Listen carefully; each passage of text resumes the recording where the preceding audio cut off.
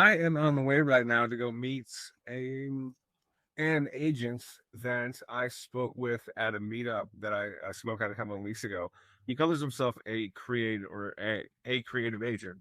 And I want to vet that. And the main reason why am I spending company time? Why am I spending my highly valued time? Why am I using his highly valued time? Is because I think there's something that we could work out, considering the fact that when most people think about novations, they think about cash contracts.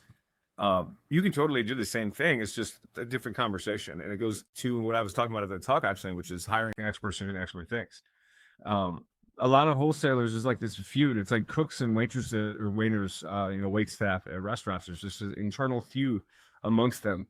It's always the waiter's fault and it's always the kitchen's fault, right? But in this situation, it's wholesalers and agents, right? They undercut each other constantly. I don't see why.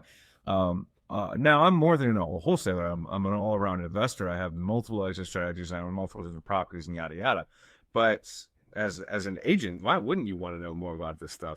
I get that, and this is my whole point. You've heard me rant about this before, I'm sure, about not going in on. Sorry, I'm driving too. But you've heard me rant about it before about not going in on scorched earth on anybody that should meet. And the fiduciary responsibility and going in on an agent, be like, well, you have to send my my offer to your client. Well, there's other ways to attack that as well. I mean, you have to use tact, really. And my point is why wouldn't you as an agent? Now I understand ignorance, so you're doing your fiduciary responsibility because the law, like that whole ethics boundary is to your knowledge. And so if you're not actively looking at other ways to help benefit your clients, well, you're not technically violating any ethical boundaries. You're just a piece of shit. And that's what I mean by it's just people, right? Some people suck. And in that mode, I know agents that work well and that don't, right? This guy looks like he's hot shit. I did a little bit of research into him. Obviously, I'm not just going to waste my time. He's done a ton of business. He's been around for a couple of decades. He's the and if he's creative friendly, then we can absolutely work out a way to make this happen. To where, just like I just did on a contract in Indiana, instead of making $5,000 or $7,000 as a cash assignment, I made $24,000 and split that with a partner.